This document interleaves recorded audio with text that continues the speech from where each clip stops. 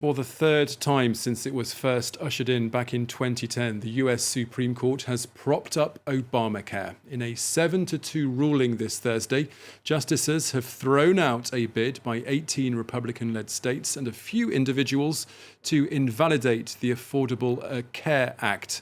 President Biden and the Democrats have fiercely criticized their political rivals for trying to strike down this pillar of the Obama administration at a time when the nation is still battling to deal with COVID-19. Earlier this month, the White House had confirmed that over 31 million Americans currently receive their health care through Obamacare. Well, for more, as Obamacare lives another day, let's bring in our Washington correspondent, Kethevane Gorjestani, who is standing by. Kethevane, first of all, just why did the US Supreme Court once again decide to protect this legislation?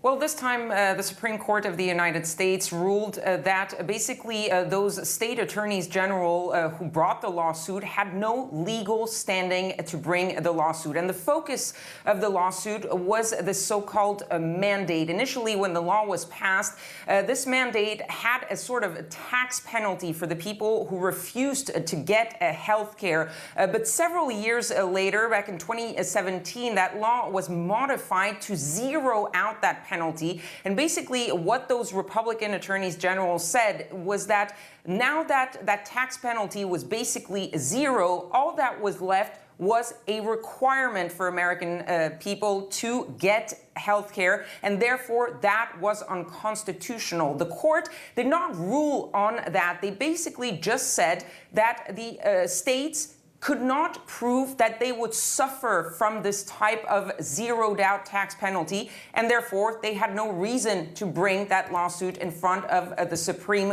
Court. A ruling, as you said, which is the third time the Supreme Court has managed to keep this Affordable Care Act alive. A big win, in the words of the President, Joe Biden, saying that millions of Americans will now continue to be protected by the so-called Obamacare, especially those with a pre-existing condition. And that is a huge victory for the Democrats.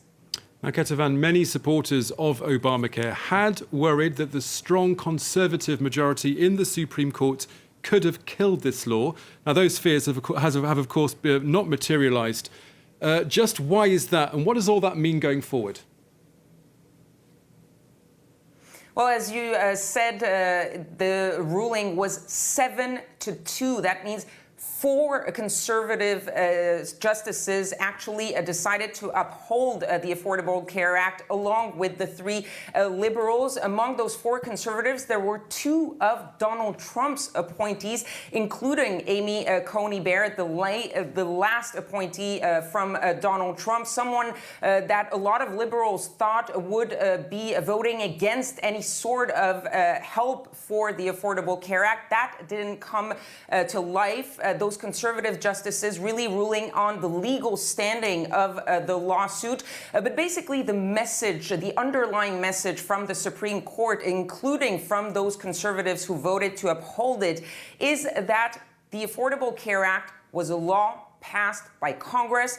If Republicans want to change it, well, they need to get the majority back in Congress and modify that Affordable Care Act or strike it down through Congress. So the Supreme Court basically telling them, we are not going to do your job for you. That doesn't mean that those conservative justices have all of a sudden turned liberal and that you can expect more rulings like that. On the Affordable Care Act, yes, but on other conservative issues, that is not a message of liberalism from the Supreme Court. It is firmly conservative, and there was another ruling, a big ruling today, where the Supreme Court decided to uphold religious freedoms over the rights against discrimination of same-sex couples, for example. So it really shows that this was really specific to the Affordable Care Act. Okay, Kethevane Gorjestani, our correspondent there in Washington, thank you very much.